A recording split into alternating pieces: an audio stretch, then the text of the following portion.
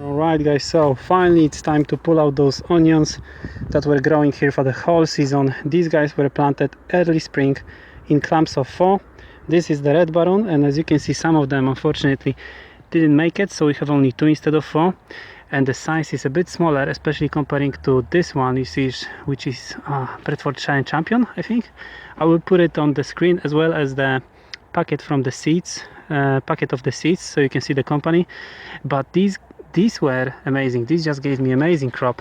For example, this is the clump of 5, and as you can see, all of them just made it beautifully. They were spaced, those clumps were spaced every 12 inches, so once those onions matured, there's almost no space at all between them. But even though, you know, most of those onions have really big size. So anyway, let's start pulling them out, and we're gonna see how many we have.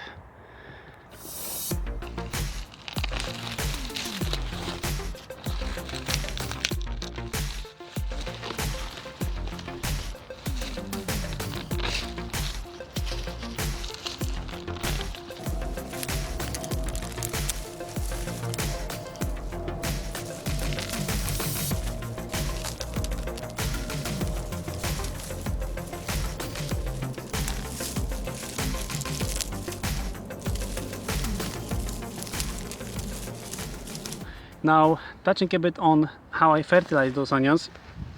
Well, basically all I've done is used 10 months old horse manure, which was basically dumped by the company that managed this allotment site.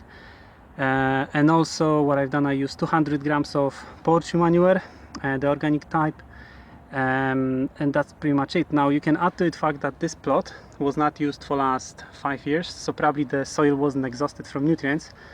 And maybe that add to the fact that some of those onions are in, you know, really big size. But anyway, we're gonna see how it's gonna go next year.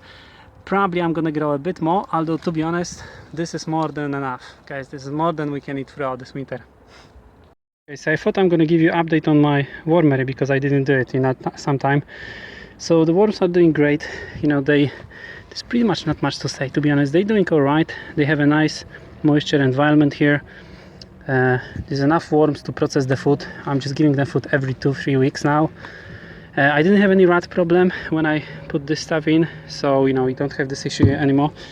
And that's what I'm doing. I'm just feeding them with you know, with some of these scraps, food scraps, grind, eggshells, and newspaper bits. So that's pretty much all I'm doing. So this stuff gonna help them to process all this food. There we go. I'm gonna make this whole thing a bit more alkaline as well, and add some calcium. There we go.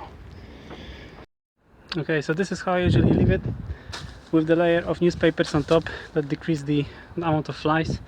And I must say, guys, that you know, I had a lot of animals when I was a kid. I had a hamster, guinea pig, cats, dogs, fish. I even have piranha fish at some point.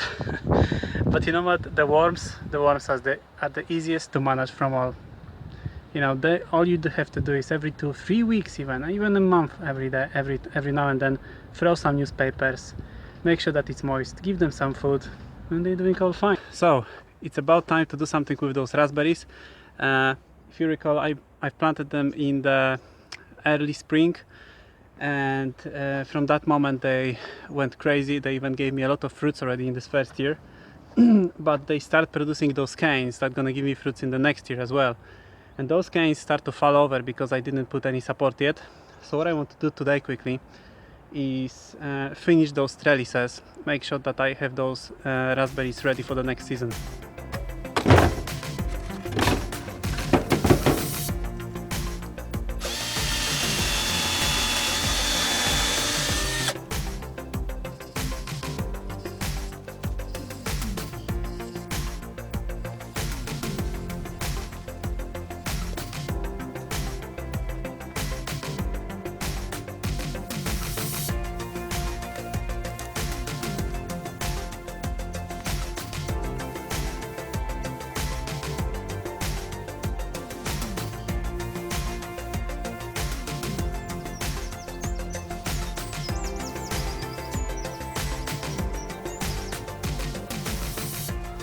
Okay, so that was a quick job.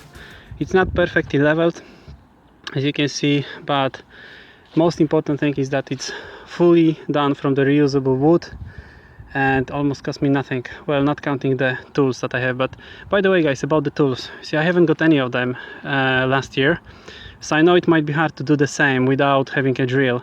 What you can do instead, well, I'm just trying to think what I will do, is probably put the screw in here and then tied up the cable in the screw and, you know, try to work around like this if I wouldn't have those two holes.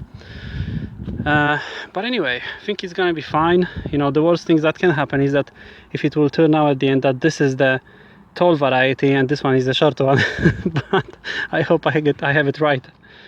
So there you go, the trellis finished.